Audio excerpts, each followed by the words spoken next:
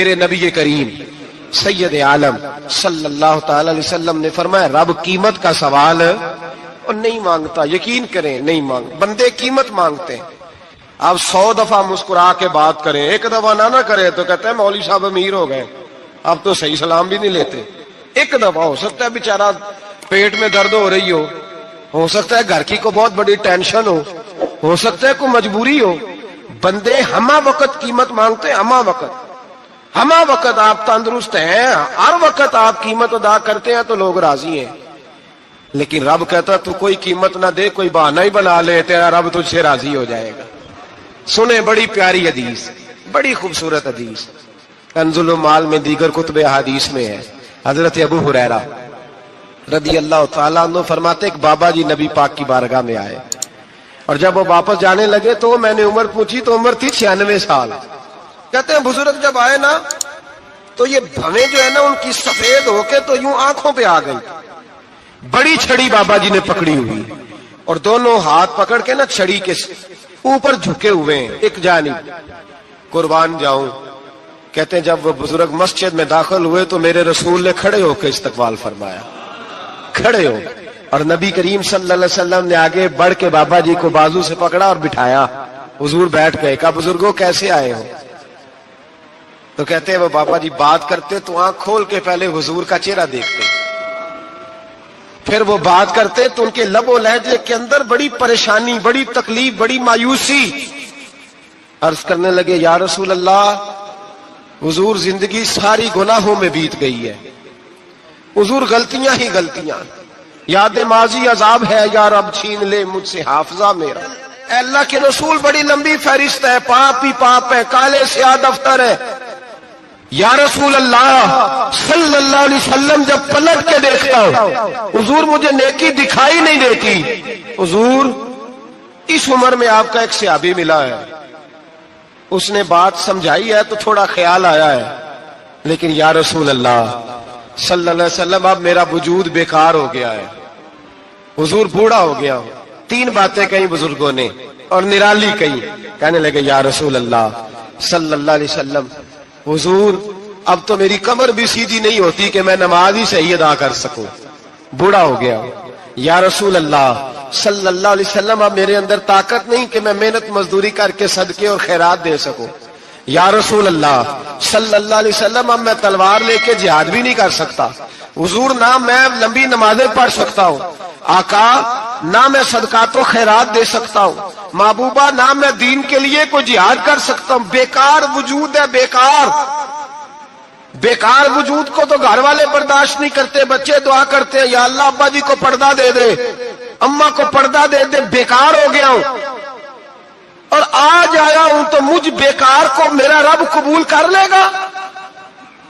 آج کلمہ پڑھوں تو بیکار ہوں، کسی کام کا نہیں، نہ نماز نہ صدقات نہ جہاد، قبول کر لے گا؟ حضرت ابو ہریرہ فرماتے ہیں جیسے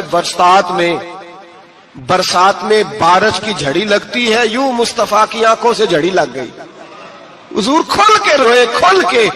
اور میرے حبیب پاک نے فرمایا بزرگوں بڑے مجاہد ہیں، دین کے لیے جہاد کرنے والے بڑے ہیں، رب کریم کو آپ کی تلوار کی اتنی حاجت نہیں، اور فرمایا اس کے خزانے کوئی خالی تو نہیں کہ آپ ہی گویا صدقہ دیں گے تو بھرے جائیں گے، اور فرمایا پھر رب کریم کی شان میں اضافہ نہیں کرتی عبادتیں، وہ تو بندے کو نفع دیتی ہیں۔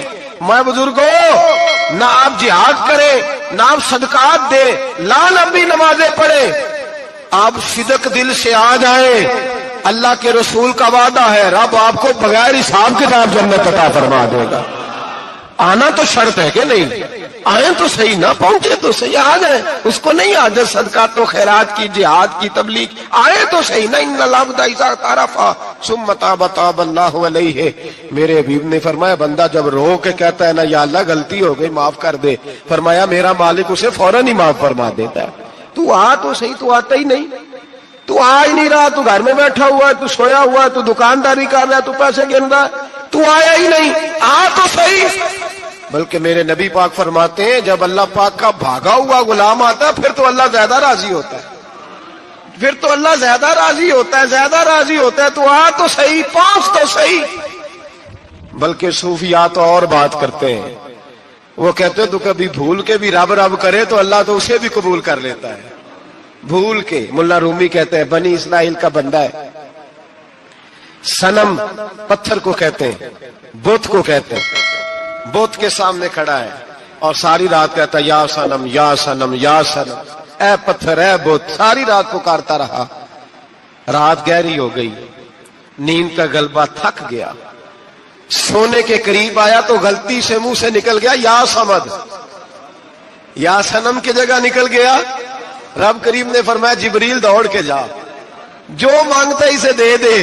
حضرت جبریل عرض کرتے ہیں مولا بھول کے تیرا نام لے رہا ہے, بھول کے لے رہا ہے. تو رب کریم نے فرمایا چل نام تو میرا ہی لے رہا ہے نا, میرا لے رہا ہے نا.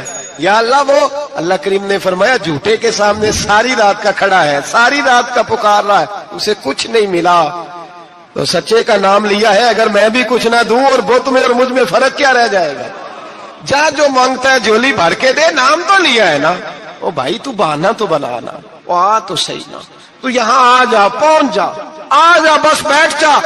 اس کی بارگاہ ناز میں حاضر تو ہونا, تجھے فرصت ہی نہیں. تو یاروں کے لیے ٹائم نکالتا ہے, بازاروں کے لیے ٹائم نکالتا ہے, گلیوں کے لیے ٹائم نکالتا ہے, چوکوں چوراہوں کے لیے ٹائم نکالتا ہے, ہفتے میں ایک دن ہوٹلنگ کے لیے بھی جاتا ہے. لیکن کبھی چھپ کے 2 نفلوں کی تجھے توفیق نہیں ہوتی. اور میں کئی دفعہ کہہ چکا ہوں جس بندے کو بغیر عبادت کے رزق زیادہ ملنے لگ جائے اس پر آزمائش ہوتی ہے رب کریم کی. اللہ فرماتا ہے اس کو پیسے دو, اسے آنے نہ دینا, اس کو چل پیسے دوڑ جا. لوگ سمجھتے ہیں میں بڑا ذہین ہوں, عقل مند ہوں, دیکھو میں اپنی ہوشیاری سے چلاکی سے آگے نکل گیا. تو آزمائش ہے, یہ تو آزمائش ہے رب کریم کی طرف سے, یہ تو اس کی خفیہ تدبیر ہے. میرے بھائی اس کی بارگاہ ناز تک جو آ گیا, آنا تو ہماری ذمہ داری ہے کہ نہیں. پھر اس کی رحمت آگے بڑھ کے استقبال کر لیتی ہے, پھر اللہ کا فضل اس کو تھام لیتا ہے اس بندے کو. اور خدا کی رحمت کتنی زیادہ ہے. میرے حبیب کریم سید عالم صلی اللہ علیہ وسلم نے فرمایا اللہ نے اپنی رحمت کے 100 حصے کیے. حضور فرماتے ہیں ایک حصہ اللہ نے دنیا میں نازل کیا ہے. کتنا؟ ایک حصہ. فرمایا یہ جو ماں بیٹے سے پیار کرتی ہے, باپ بیٹے کے لیے مزدوری کرتا ہے, یہ جو بہن بھائی کے لیے روتی ہے, یہ جو بیوی شوہر کے لیے دعا مانگتی ہے, یہ جو بچے ماں باپ سے پیار کرتے ہیں, فرمایا یہ اس ایک رحمت کا نتیجہ ہے, ایک رحمت کا نتیجہ. تو صحابہ کہنے لگے یا رسول اللہ وہ 99 کدھر ہیں؟ نبی پاک نے فرمایا رب کریم نے سنبھالی ہوئی ہے, قیامت کے دن تمہیں عطا فرمائے گا. ابھی تو ایک نازل کی ہے. ابھی اللہ نے, ایک بزرگ تھے ہمیں تفسیر پڑھایا کرتے تھے, تفسیر کے استاد تھے. میں نے ان سے ایک دن کہا, میں نے کہا حضرت صاحب کچھ باتوں میں نا میں اڑ جاتا ہوں, میں اپنے آپ کو اتنا لائق نہیں سمجھتا, تو کہیں کہیں نا ذہن الجھ جاتا ہے, تو کبھی الجھ جاتا ہوں. ایک سوال کئی دنوں کا ہے, اصول تفسیر کا مسئلہ ہے. تو کچھ چیزیں ایسی ہوتی ہیں بزرگ کہتے ہیں جو کتابوں سے نہیں ملتی, صرف سینوں سے ملتی ہیں. کورس تو فقط لفظ ہی سکھاتے ہیں, یہ آدمی ہے جو آدمی بناتے. میں نے کہا صاحب یہ سمجھ نہیں آئی کہ یہاں بھی صاحب وہاں بھی صاحب. حضرت سارہ رضی اللہ تعالی عنہا جو جناب ابراہیم علیہ السلام کی اہلیہ ہیں, آپ ایک رستے سے گزر رہی تھیں. حضرت ابراہیم علیہ السلام آپ کے ساتھ تھے. تو جس رستے آپ تشریف لے جا رہے تھے اس رستے میں بادشاہ بڑا ظالم تھا. وہ معاذ اللہ تعالیٰ ثم معاذ اللہ عورتوں کو گرفتار کر لیتا اور اپنی بدباطنی کا ثبوت دیتا. وہاں سے جناب سارہ گزری. مسند امام احمد بن حنبل سے یہ حوالہ عرض کر رہا ہوں. حضرت سارہ کو اس نے گرفتار کر لیا. جب وہ جناب سارہ کی طرف بڑھنے لگا تو اب وہ جتنے اسباب تھے نا اس وقت کے, وہ سارے اختیار کیے گئے, لیکن اس بادشاہ سے جان نہیں چھوٹی. جب وہ بڑھنے لگا تو جناب سارہ نے پھر رب کریم کی طرف رجوع کیا, مصلی پہ بیٹھ گئی, کہنے لگی مالک اب تو ہی کرم فرمانے والا ہے. آپ نے اس درد سے دعا فرمائی کہ وہ بادشاہ زمین پر بے ہوش ہو کے گرا اور تڑپنے لگا, قریب تھا کہ وہ مر جائے. تو حضرت سارہ پھر مصلی پہ بیٹھی اور اپنے مالک کی بارگاہ میں عرض کرنے لگی مالک اگر یہ مر گیا تو مجھ پہ الزام آئے گا کہ میں نے مارا ہے, اسے مارنا بے ہوش ہی فرما. وہ بے ہوش ہو گیا. تھوڑی دیر کے بعد ہوش آیا تو پھر آپ کی طرف بڑھنے لگا تو آپ نے پھر اللہ کی جانب رجوع کیا. جب دوبارہ رب کریم کی جانب رجوع کیا تو پھر وہ بے ہوش ہوا. کئی دفعہ وہ کوشش کرتا, لیکن آپ جب اپنے مالک کی بارگاہ میں ہاتھ اٹھاتی تو بے ہوش ہو کے گر پڑتا. بالآخر آپ سے معافی بھی مانگی, آپ کو آزاد بھی کیا. ایک وقت ایسا آتا ہے جب سارے اسباب جواب دے جاتے ہیں. ہم مسلمان ملک میں رہتے ہیں, کچھ باتیں بڑی خوب ہیں. میں نے دیکھا ہے کہ ڈاکٹر جب سمجھ آتا ہے نا کہ رپورٹس, ادویات, ٹیسٹ اب اس نتیجے پہ پہنچ گئے ہیں کہ شاید یہ مریض بچے گا نہ, تو چونکہ مسلمان ملک ہے تو میرے وطن کے ڈاکٹر ایک خوبصورت جملہ بولتے ہیں, مجھے بڑا پسند ہے. وہ یہ نہیں کہتے اب کچھ نہیں ہو سکتا, وہ کہتے ہیں آپ دعا کریں. کیا مطلب کہ اب رجوع اللہ کا وقت آ گیا ہے. ہمارے پاس جو شعور تھا, علم تھا, وہ ہم نے خرچ کر دیا. اب ٹائم ہے کہ رجوع اللہ کریں آپ اللہ کی بارگاہ. یہ بڑا خوبصورت جملہ ہے. اچھی باتوں کا بھی تو ذکر کرنا چاہیے نا. یہ خوبصورت جملہ ہے کہ آپ دعا کریں. ایک وقت آتا ہے جب دعا کی ضرورت ہوتی ہے, دست غیب کی ضرورت ہوتی ہے. نبی پاک علیہ السلام 313 کو لے کے جب میدان میں آئے تھے تو ظاہری اسباب تو یہ تھے کہ 1000 سے مقابلہ کیسے ہوگا. تو پھر میرے کریم نے پتہ کیا کیا, حضور نے پھر رب کریم کی طرف رجوع فرمایا, اور پھر اللہ کی مدد فرشتوں کی صورت میں آئی. ایک خاتون تھی حضرت زنیرہ رضی اللہ تعالی عنہ, یہ صحابیہ ہیں, یہ مسلمان ہو گئیں. کفار نے انہیں مارا, تکلیف تھی, بڑی اذیت سے گزری, یہاں تک کہ ان کی بینائی چلی گئی. جب نظر آنا بند ہو گیا نا تو دور تھا مکے کا, کفار کی عورتوں نے معاذ اللہ تانا دیا کہ دیکھا نا لات و منات, یہ ان کے بتوں کے نام ہے, معاذ اللہ لات و منات تیری نظر لے گئے, اب تو کیا کرے گی. تو انہوں نے جب یہ تانا دیا تو جناب زنیرہ رضی اللہ تعالیٰ عنہ نا ایمان, عقیدہ, یقین, توکل, اللہ کی بارگاہ کی طرف رجوع, سارے حوصلے جمع کر کے کہنے لگی چپ کرو, اگر میرا رب چاہے گا تو اسی طرح میری آنکھیں واپس لوٹا دے گا, پورے توکل سے. اور پھر آپ نے دعا مانگی, اے اللہ مہربانی فرما, یہ مجھے تانا دیتے ہیں کہ اگر تو نے دل مسلم کی دل جوئی نہیں تو تانا دیں گے بت کے مسلم کا خدا کوئی نہیں. مالک مہربانی فرما. اب وہ رجوع اللہ کیا, رات کو سوئی تھی تو آنکھوں میں روشنی نہیں تھی, جب صبح اٹھی تو دونوں آنکھوں کو اللہ نے روشن فرما دیا تھا. میں عرض کر رہا ہوں کہ وقت ہے ہمارے اوپر کہ اب ہمیں اپنے رب کی بارگاہ کی طرف رجوع کرنا چاہیے.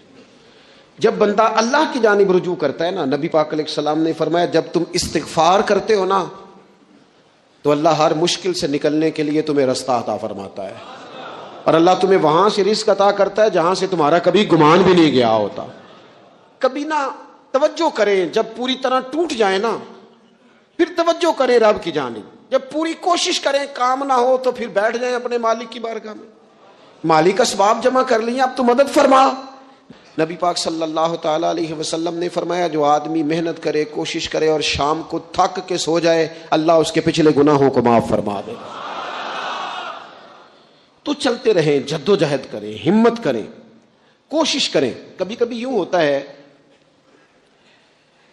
کہ انسان سمجھتا ہے کہ میں نے کوشش تو کی تھی لیکن یار یہ میرے کوشش کرنے سے کوئی نتیجہ نہیں نکلا. عارف رومی رحمۃ اللہ علیہ فرماتے ہیں کہ ایک شہر ایسا تھا جس میں ایک بیماری بار بار حملہ کرتی تھی, تو 3-4 پہاڑیاں ایک دوسرے کے اوپر تھیں, اکٹھے پہاڑ بنے ہوئے تھے, اس کے اوپر وہ جڑی بوٹی تھی جس سے اس بیماری کا علاج ہوتا تھا. تو کئی حکیموں نے بتایا کہ اگر وہ جڑی بوٹی حاصل کر لی جائے تو تمہارے شہر کے لوگ صحت یاب ہو سکتے ہیں. پر وہ 4 پہاڑیاں اوپر نیچے, اور پھر ڈھلان بڑی سیدھی تھی, جو پیر رکھتا پھسل جاتا, کوئی جرت ہی نہ کرتا اوپر جانے کی. لیکن لوگ بیمار تھے, تکلیف میں تھے. بالآخر ایک شخص نے ارادہ کیا کہ کب تک لوگوں کو بیماری سے سسکتے, تڑپتے, مرتے دیکھتا رہوں گا. اس نے کلاڑا اٹھایا, ہتھوڑا اٹھایا, پہاڑ کاٹنا شروع کیا کہ میں سیڑھیاں بناؤں گا اوپر جانے کے لیے. فرماتے ہیں کہ وہ پہاڑ کاٹ رہا تھا تو جو قریب آتے تھے نا وہ اسے کہتے تھے پاگل ہو گیا تو اکیلا بندہ کیسے پہاڑ کاٹے گا. बेवकूफ है, छोड़ दे। उसने कहा यार तुम साथ नहीं चल सकते तो हौसला शिकनी तो ना करो, मुझे कुछ करने तो दो। सालों लग गए, एक पहाड़ काट के सीढ़ियां बनाई उसने, फिर दूसरा पहाड़ शुरू किया, फिर सालों लग गए और 2 पहाड़ काटे थे, बुढ़ापा आ गया, बीमार हो गया, मौत का वक्त आ गया। अब चूंकि सीढ़ियां बन गई थी तो 2 पहाड़ कट गए थे, वहां तक लोग आने जाने लगे थे। ऐन उस वक्त जब वो दुनिया से जा रहा था, फिर भी कुछ लोग हौसला शिकनी कर रहे थे। उसे कह रहे थे खुदा के बंदे क्या नतीजा निकला। कुछ लोगों की ड्यूटी होती है अपोजिशन का किरदार अदा करना, और हर मौके पर हौसला शिकनी करते हैं। अब उस पर आखिरी वक्त आ गया है, बावजूद उसके कुछ लोगों ने जाके कहा क्या नतीजा निकला जी, तेरे ऊपर मौत का वक्त आ गया है, तू ऊपर तक तो जा नहीं सका, फायदा क्या हुआ। वो कहने लगा बेवकूफो तुम्हें पता ही नहीं मैं कामयाब होके जा रहा हूं। उन्होंने कहा किस तरह। कहने लगा मैंने आधा सफर आसान कर दिया है, अब जो मेरे बाद आएगा ना उसे सिफर से नहीं शुरू करना पड़ेगा, मैंने आधा सफर उसके लिए आसान कर दिया। वो तीसरे पहाड़ से शुरू करेगा और 2 काटेगा तो जड़ी बूटी तक पहुंच जाएगा, लोगों को शिफा होने लगेगी अल्लाह के फजल से। हम पता क्या करते हैं, बिलखुसूस मेरे वतन का रिवाज यह है कि लोग आधा सफर भी आसान करने को तैयार नहीं। वो कहते नहीं सारा ही फलाना करेगा। जितने अंबिया दुनिया में आए ना मेरे दोस्तों, वो सारे कामयाब गए, लेकिन किसी के साथ 4 उम्मती, किसी के साथ 10, किसी के साथ 100, किसी के साथ 200, लेकिन नबी कामयाब गए। क्यों? कि अल्लाह ताला ने जो उनके जिम्मे ड्यूटी लगाई थी वो ड्यूटी उन्होंने पूरी जिम्मेदारी से सर अंजाम दिए। उस ड्यूटी में उन्होंने कभी कोई कमी दिखाई तो अपनी जिंदगी में जद्दोजहद करें, काम करें, बैठकर सिर्फ बात ना करें, तनकीद ना करें, बैठकर सिर्फ मनसूबा बंदी ना करें। और मेरे मुल्क में बिलखुसूस ये काम होता है, तबसरे करो, चैनल खोलो, तनकीद करो, अंदर की खबर लेके आओ, कोई कहानी सुनाओ, कोई नई स्टोरी बनाओ, लेकिन काम ना करो। बड़ी खूबसूरत बात की शायर ने, उसने कहा शिकवाए जुल्मत शब से तो कहीं बेहतर था, अपने हिस्से की कोई शम्मा जलाते जाते। लोग तालीम नहीं हासिल कर रहे तो भाई आप एक बच्चे का खर्च उठा लें, किसी गरीब का आप उसे पढ़ा दें, एक बंदा तो आपकी वजह से तालीम याफ्ता हो जाए। लोगों को खाना नहीं मिल रहा, भूखों मर गए लोग, हुकूमतें कुछ नहीं कर रही, आप 10 बंदों की जिम्मेदारी उठा लें, आप गरीबों को देख लें, 10 लोगों के घर में आप खाना पहुंचाना शुरू करें। और ये होता रहा है, लोग ये काम करते रहे, ये ड्यूटियां हमारे बुजुर्गों ने सर अंजाम दी हैं, 2-2 करके, 4-4 करके, 6-6 करके उन्होंने काम किया है। अपनी जिम्मेदारी का एहसास करें, मुसलसल काम करें, मुसलसल जद्दोजहद करें, मुसलसल ड्यूटी करें। और फिर मेरी तीसरी गुजारिश आपसे ये है कि जिस तरह आप अपने अपने घर में आपकी जिम्मेदारियां होती हैं, और अगर आप जिम्मेदारी अदा नहीं ना करते तो एहतजाज होता है। माँ को टाइम नहीं देते तो माँ भी एहतजाज करती है, घर वाली को टाइम नहीं देते तो वो भी एहतजाज करती है, दोस्तों को वक्त नहीं देते तो वो भी उसका शिकवा करते हैं। तो आपके जिम्मे जितनी भी जिम्मेदारियां हैं, आप पढ़ाते हैं, क्लास में वक्त पे नहीं आते तो उसका इजहार किया जाता है। हमने अपने अपने जिम्मे जो जिम्मेदारियां ली हैं पूरी करते हैं। मैं आज आपको ये पैगाम देना चाहता हूं कि एक एक ड्यूटी दीन की भी अपने जिम्मे लें, एक एक ड्यूटी, एक काम अपने जिम्मे ले लें। आप अपने अपने इलाके की मस्जिद में झाड़ू देने की ड्यूटी ले लें। आप ये जिम्मेदारी ले लें कि मुझसे कुछ नहीं हो सकता तो मैं हफ्ते के बाद मस्जिद में जाऊंगा और कुरान मजीद को मैं साफ करके झाड़ पूंछ के तरतीब के साथ मुरतब करूंगा। मुझे अगर नाजरा कुरान मजीद ठीक पढ़ना आता है तो मैं 10-11 बच्चों का रोज सबक सुनूंगा, आगे पढ़ाऊंगा। कोई जिम्मेदारी लें, दीन की कोई ड्यूटी अपने जिम्मे लें। अगर माली तौर पर आप ताउन कर सकते हैं तो किसी जगह, किसी मस्जिद में, मदरसे में, खैर के किसी काम में शामिल हो जाएं। दीन इस्लाम के साथ अमलन तबलीग में अपना काम करें। जिम्मेदारी हर दुनिया का काम मैनेज करके मुरतब करके किया जाने लगा है। मईशत हो, मुआशरत हो, तामीरात हो, दीन का काम है वो उसी तरह चल रहा है। महफिल आ गई, बरकत के लिए महफिल कर लो, जुम्मा आ गया पढ़ लो, तरावी एक हाफिज साहब मुकर्रर कर लो। भाई आप इसको मैनेज करें। सारी दुनिया में चीजें मैनेज की जाती हैं, आप इसे मैनेज करें। आप खतीब साहब से फरमाइश करें कि मुझे आप जुम्मे वाले दिन इस मौजू पर कुछ सुनाएं। آپ مسجد کے امام سے اس بات کی فرمائش کریں کہ آپ تراویح میں جو قرآن مجید سنائیں گے مہربانی کریں ہمیں اس کا خلاصہ بھی بیان کر کے سنائیں. آپ تھوڑی کوشش کریں گے تو آپ دیکھیں گے کہ بیان کرنے والوں کا بھی ذوق بڑھے گا. کچھ تھوڑی ذمہ داری کا احساس کریں. صحابہ کرام نے نا بڑی منصوبہ بندی کے ساتھ دین پھیلایا, بڑی جدوجہد کی. انہوں نے دیکھا کس علاقے میں ہم نے جہاد کے لیے جانا ہے, کس میں تبلیغ کے لیے جانا ہے, کس علاقے میں کس طرح کر کے ہم نے ڈیوٹی سر انجام. مصر میں ایک شہر ہے اس کا نام ہے فسطاط, وہ کہتے ہیں گھونسلے کو, پرندوں کے گھونسلے کو. حضرت سعد بن ابی وقاص رضی اللہ تعالیٰ عنہ اپنی فوجیں لے کے وہاں گئے تھے. آپ نے وہاں خیمہ لگایا, کچھ دن وہاں قیام کرنا تھا. آپ کا وہاں خیمہ تھا, وہاں آ کے کبوتر بیٹھنے لگے, ایک کبوتری نے انڈے بھی دے دیے, وہاں گھونسلہ بن گیا. اب آپ جب وہاں سے ہجرت کرنے لگے نا, آگے بڑھنے لگے, تو دل میں خیال آیا کہ خیمے اکھاڑتے ہیں چلتے ہیں. جب وہ خیمے اکھاڑنے لگے تو دیکھا اوپر تو گھونسلہ بنا ہے, اس میں تو کبوتر رہتے ہیں, ان کے بچے بھی ہیں. حضرت سعد بن ابی وقاص نے 2 فوجیوں کے ذمے لگایا, فرمایا یہاں تم پہرے دار بن کے کھڑے ہو جاؤ, یہ خیمہ اکھاڑا نہیں جائے گا, اس کو یہیں لگا رہنے دیں گے تاکہ یہ کبوتر جو ہیں انہیں تکلیف نہ ہو. وہ 2 فوجی وہیں رہے, خیمہ لگا رہا, وہاں پانی کا بندوبست کیا جاتا رہا, خوراک کا بندوبست کیا جاتا رہا. قریب قریب بستیوں سے جب لوگوں نے دیکھا نا یہاں لوگ موجود ہیں, تو لوگوں نے وہاں آ کے مکان بنانے شروع کر دیے. وہ ایک پرندے کے گھونسلے کی حفاظت کے لیے کچھ دیر 2 سپاہی رکے تھے, اللہ نے وہاں پورا شہر آباد فرما دیا ہے. تو آپ ایک گھونسلے کی حفاظت شروع کریں, انشاءاللہ شہر آباد ہو جائیں گے. لیکن ہم گھونسلوں کی حفاظت کرنے کو بھی تیار. اب چوتھی بات آپ کی خدمت میں عرض کرنی ہے, ایک ضروری کام بڑی بڑی توجہ کے ساتھ آپ نے سمجھنا ہے. تھوڑا سا اس کے پس منظر کو سمجھ لیں. جو آیہ کریمہ میں نے تلاوت کی ہے اس کا حصہ بھی اسی میں آئے گا. دنیا کا نظام نہ 2 طریقوں سے چلتا ہے, ایک ہے نظام اسباب اور ایک ہے نظام غیب. ایک نظام اسباب سے چلتا ہے کہ آگ جلاتی ہے, پانی ٹھنڈا کرتا ہے, انسان ماں باپ کے ملاپ سے پیدا ہوتا ہے. دنیا نظام اسباب سے چلتی ہے اور اسی ترتیب سے نظام آگے چل رہا ہے. اور ایک ہے نظام غیب, جب اللہ اپنی رحمت کا فیصلہ فرمائے. تو ایک نظام وہ بھی ہے. وہ کیسے ہے؟ آگ جلاتی ہے, لیکن جب رب چاہے نا تو حضرت ابراہیم کے لیے ٹھنڈی ہو جاتی ہے. یہ کیا ہے؟ یہ نظام غیب ہے. نظام اسباب یہ ہے کہ ماں باپ کے ملاپ سے اولاد پیدا ہوتی ہے, اور اگر رب چاہے نا تو حضرت عیسیٰ علیہ السلام کو بغیر باپ کے بھی پیدا فرما دیتا ہے. ہم جو مسلمان ہیں نا, ہماری ساری کی ساری توجہ نظام اسباب پہ ہو گئی ہے. اسباب پورے جمع کرو, لیکن اپنے رب کی بارگاہ کی طرف رجوع بھی کرو. کئی دفعہ نا اسباب سارے بندے کے ہاتھ سے چھوٹ جاتے ہیں, پھر اسے ضرورت ہوتی ہے دست غیب کی, اللہ اس کی مدد کرے.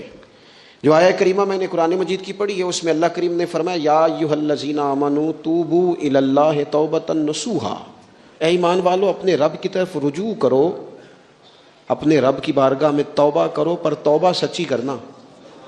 رجوع الی اللہ کرو, اللہ کی طرف رجوع کرو. بعض اوقات سارے نظام ختم ہو جاتے ہیں, نظام اسباب, اس وقت ضرورت ہوتی ہے رجوع الی اللہ کی کہ نظام غیب آئے. حضرت کعب بن مالک رضی اللہ تعالیٰ عنہ فرماتے ہیں, بخاری میں موجود ہے, فرماتے ہیں کہ جنگ میں پیچھے رہ گیا تھا. میرا خیال تھا کل چلا جاؤں گا, گھوڑے اور سواریاں میرے پاس تیز ہیں, مضبوط ہیں, پرسوں چلا جاؤں گا, تیزی سے بھاگ کے میں پہنچ جاؤں گا, میں قافلے کے ساتھ شامل ہو جاؤں گا. لیکن بس تھوڑی سستی ہو گئی, ذرا غفلت ہو گئی. آپ فرماتے ہیں جب سب لوگ چلے گئے حضور علیہ السلام کے ساتھ جہاد میں اور میں پیچھے رہ گیا, تو پھر جب چند دن گزر گئے اور محبوب کے واپس آنے کا ٹائم ہو گیا, تو اب میں غور کرتا سمجھتا تو مجھے مدینے میں یہاں بزدل لوگ نظر آتے. اور کون نظر آتے؟ جو منافق تھے.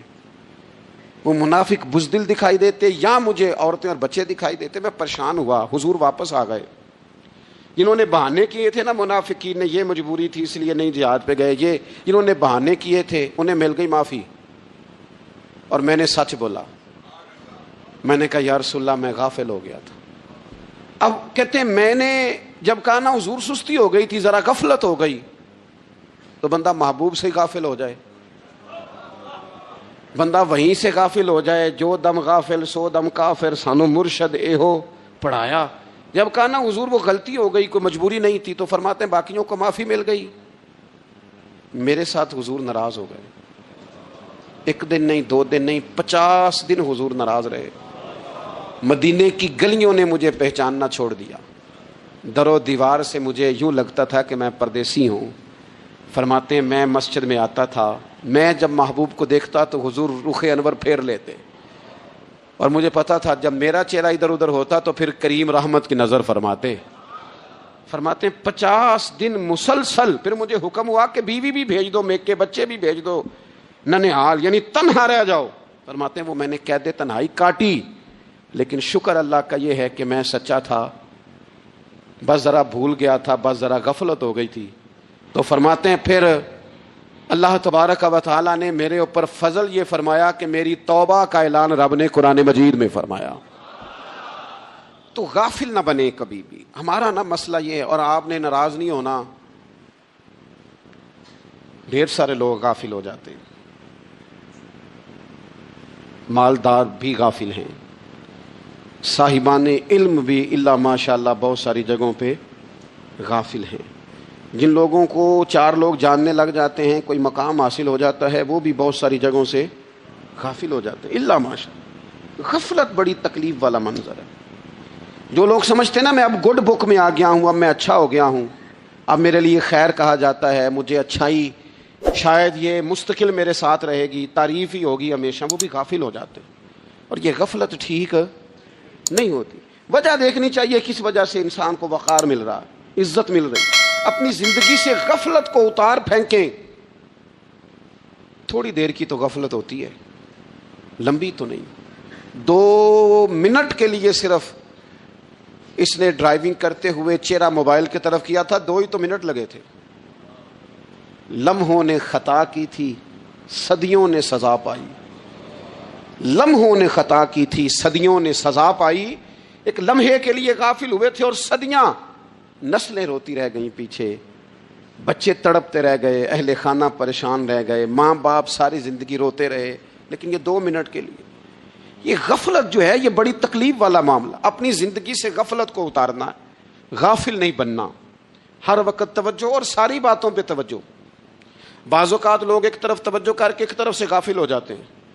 نہ، توجہ ہمہ پہلو رکھنی ہے. ہمارے ذمے جتنے بھی حقوق ہیں ان سب پر توجہ، ہر چیز کا خیال. ایسا نہ ہو کہ عبادت کرتے رہ جائیں اور حقوق العباد ہم سے چھوٹ جائیں، اور حقوق العباد اتنے زیادہ ادا کریں. صاحب مجھے کہنے لگے ایک دفعہ بڑے وثوق کے ساتھ کہنے لگے جی معاذ اللہ ثم نہیں جی ٹائم ملتا پھر نماز دا کی کریے، روزی کمانا بھی تو عبادت ہے نا. تو میں نے کہا آپ نے عبادت کرنا ایک حصہ قبول کیا ہے، آپ نے کل عبادت نہیں قبول کی. عبادت کل ہے، ہمہ پہلو. ایک حصہ آپ قبول کر کے نکل گئے اور باقی آپ نے چھوڑ دی. تو کسی ایک طرف سے بھی غافل نہیں ہونا. جتنی ذمہ داریاں ہیں، جتنی ڈیوٹیاں ہیں، ان سب کا خیال. اور جو بڑا آدمی ہوتا ہے، بڑا گھر میں بڑا ہو، قبیلے میں بڑا ہو، علاقے میں بڑا ہو، ادارے میں بڑا ہو، کلاس میں بڑا ہو، جو بڑا ہے اس کی تو ساری آنکھیں کھلی ہوئی ہونی چاہیے. ایک ایک پر اس کی نظر ہونی چاہیے کہ میری کہاں ضرورت ہے، کہاں مجھے اشک شوئی کرنی ہے، کس کے ساتھ میں نے کس طرح محبت کا رویہ رکھنا ہے. غافل نہ بنے. اچھا جی اب کیسے پتہ چلے گا کہ ہم غافل ہیں؟ یہ کیسے پتہ چلے گا؟ آپ کسی بندے سے بھی پوچھ لیں حالات کیا ہیں تو کہتا ہے اللہ کا شکر ہے کبھی کسی کا دل نہیں دکھایا، اللہ کا شکر ہے جی زمانہ ہو گیا 5 نمازیں پڑھتا ہوں، اللہ کا شکر ہے جی. کیسے پتہ چلے گا غافل ہیں؟ پہلی علامت ہمارے علماء اور صوفیاء نے غافل بندے کی لکھی ہے. اس آئینے میں نے اور آپ نے اپنا آپ دیکھنا ہے. غافل بندے کی پہلی علامت یہ ہوتی ہے کہ وہ دنیاوی کاموں میں چست ہوتا ہے اور اللہ اور اس کے رسول کی فرما برداری میں سست ہوتا ہے. یعنی نماز کے وقت تو اسے نیند ستاتی ہے، پریشانی ہوتی ہے، لیکن اگر کسی جگہ مال مل رہا ہو، پیسے مل رہے ہوں، وہاں جانا ہو تو پھر اسے کوئی چیز بھی تنگ نہیں کر. دنیاوی کاموں میں چست ہوگا، یعنی ٹی وی کے آگے، موبائل کے آگے وہ گھنٹوں بیٹھا ہوا ہے. اور اگر اسے 25 منٹ قرآن پاک سننا پڑ جائے، اگر اسے 20 منٹ دینی محفل میں بیٹھنا پڑ جائے، اگر اسے کہا جائے کہ تو 20 رکعت نماز نفل ادا کر، دنیاوی کاموں میں چست ہے، دینی کاموں میں، یہ غفلت کی پہلی علامت. پھر ذاتی معاملات پہ پیسہ خرچ کرنا ہو تو ڈھیر سارا ہے، کسی غریب کی مدد کرنی ہو تو. وہ ہمارے ایک دوست ہیں